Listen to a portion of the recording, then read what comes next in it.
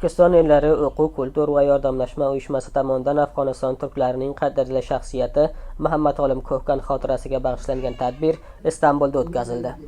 Dastur rahmatli Muhammad Olim Ko'hkan ruhiga Qur'oni Karim tilovati bilan boshlandi.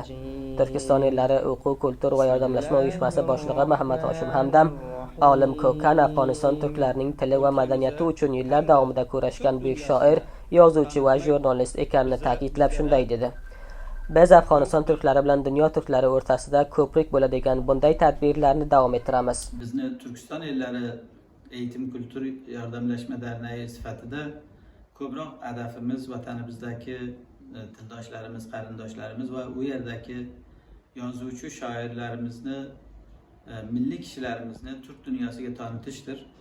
Shuning uchun ham ko'rib turibsiz, rahmatli ustozimizni otlariga Turkiston Ellari kitobxonasini artıq bundan keyin Muhammad Olim Ko'hkan kitobxonasi deb atadik. Ayni holda uyushma boshqaruv kengashining qaroriga ko'ra har yil 29-mezon yo 21-oktyabr O'zbek tili bayrami munosabati bilan Muhammad Olim Ko'hkan mukofoti turk dunyosidan bir shoir, yozuvchi va bir jurnalistga berilishi e'lon qilindi.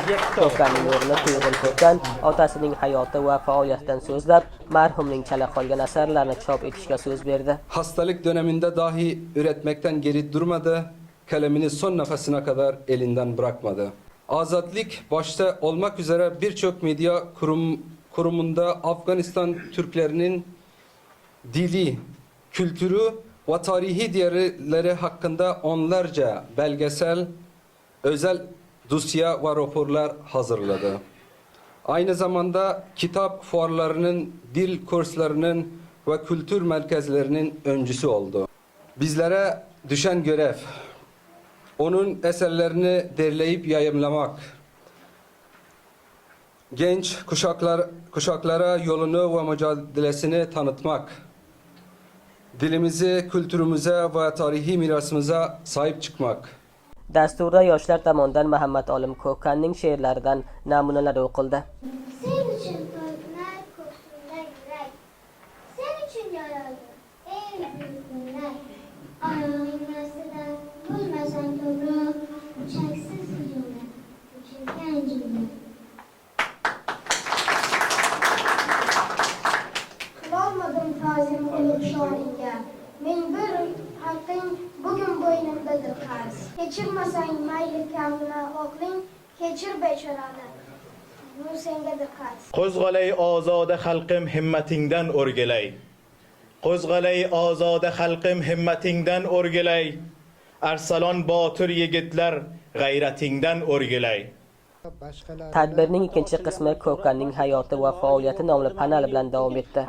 Panel TRT O'zbekcha xizmati nimoyandasi Abdurrahim Ma'sumiy moderatorligida Balx bilim yurti turk tili va adabiyoti sobiq raisi Ziyo Qaysoriy, Qo'niya Najmiddin Arbakon bilim yurti o'qituvchisi Doktor Rizvon O'stur va Toshkent bilim yurti o'qituvchisi Doktor Azizulla Orolning ma'ruzalari bilan davom etdi. Rahmatli Muhammad Olim Ko'hkan janoblarini hem eslash hem foto o'qish uchun yig'ilgan edik. Program ko'p yaxshi bo'lib o'tdi. Suhbatlar Turkiya turkchasi bilan bo'ldi. Bundan maqsad endi bundan sonra ziyonlarimizni, shoirlarimizni, gazetachilarimizni, jurnalistlarimizni Türk dünyasıga tanıtışni maqsad qilinmoqda. Bu ko'p yaxshi bir xabar, ko'p yaxshi bir narsa.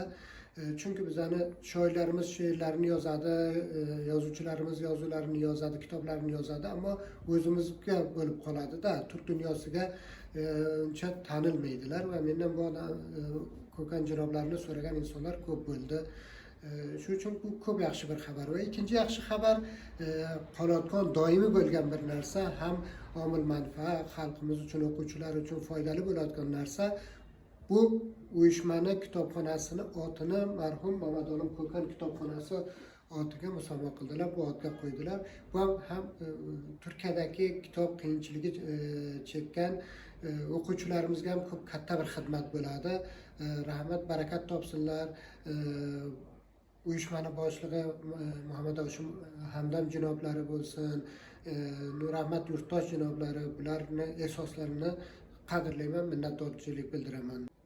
Bugun Turkiston ellari derneğimizde ta'ziya va Ko'hkan sohibning eslash marosimlarini o'tkazdik.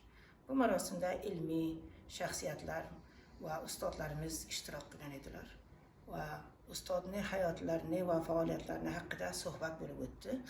Ayni holda kitobxonamizni ustozimizni postlari uchun otlariga qildik. Dastur yakunida Ko'hkan janoblarining qilgan xizmat va fidokorliklari posiga Turkiston ellari o'quv, kultur va yordamlashma uyushmasining kitobxonasi ham Muhammad Olim Ko'hkan kitobxonasi nomiga qo'yildi. Eda etmiş oldunuz. Teşekkür Öğrenciler ederim. olarak biz Onun adını bu şekilde yaşatıyorsunuz. Buyurun. Bismillah. Buyurun. Merhaba. Boshqalar kes.